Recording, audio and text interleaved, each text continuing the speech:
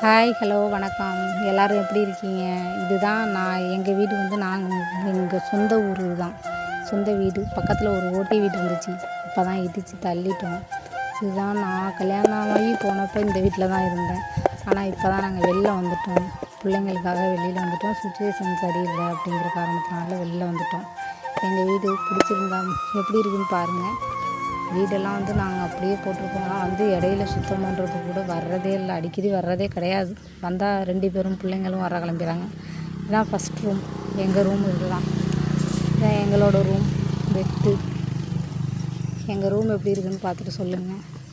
இதெல்லாம் இப்போ ரீசெண்டாக நான் வர்றதுக்கு முன்னாடி ஒரு 1 மந்த்துக்கு முன்னாடி இதெல்லாம் செஞ்சது இந்த ஒர்க்கெல்லாம்.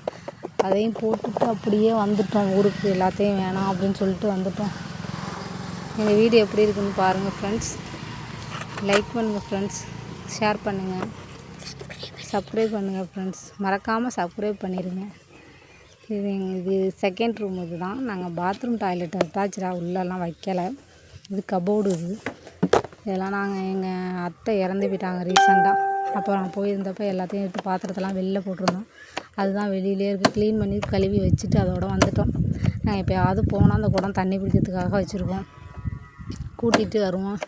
இப்போ போகவே இல்லை. ரொம்ப நாளாச்சு. அடுப்பெல்லாம் எடுத்து கழுவி வச்சாச்சு.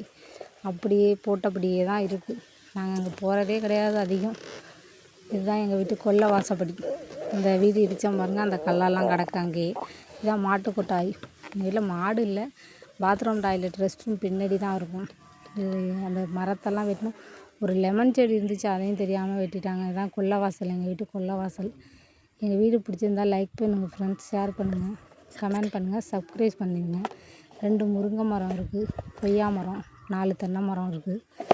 எல்லாமே வந்து நான் தேங்காயெல்லாம் வந்து வாங்குறது கிடையாது. வந்து எனக்கு எப்போ நேரம் கிடைக்குதோ அப்போ வந்து தேங்காய் வந்து எடுத்துகிட்டு போவோம். வீட்டில் வந்து ரெஸ்ட் ரூம்லாம் ரொம்ப டேமேஜ் ஆகிடுச்சி.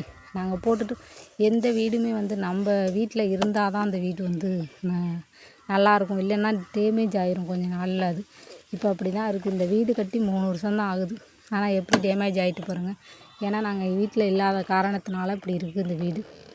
அதான் பக்கத்தில் ஒரே பூச்சி, பாம்பு, இது மாதிரி பாம்பு தொல்லையாக இருக்கும் தான் இந்த வீடு வந்து பக்கத்தில் உள்ள ஓட்டு வீடே இடித்தோம். ஓட்டு வீட்டில் பாம்பு நிறையா வர ஆரம்பிச்சிருச்சு. அதனாலேயே இது நான் இப்போ அங்காடி வந்திருக்கேன். அங்காடி வந்த காரணத்தினால தான் இங்கே வர வேண்டியதாகிடுச்சு. இல்லைன்னா நான் வரமாட்டேன். இதுதான் எங்கள் ஊர் அங்காடி. பார்த்திங்கன்னா எங்கள் ஊர் அங்காடினா இது மெயினில் இருக்குது. நாங்கள் வந்து அது அங்காடி இப்போயுமே ஒரு 2 மாதத்துக்கு ஒரு டைம் வாங்குவோம். இல்லைனா வாங்க மாட்டோம். இந்த மாதிரியே போய்கிட்டு இருக்குது. Okay friends, thank you.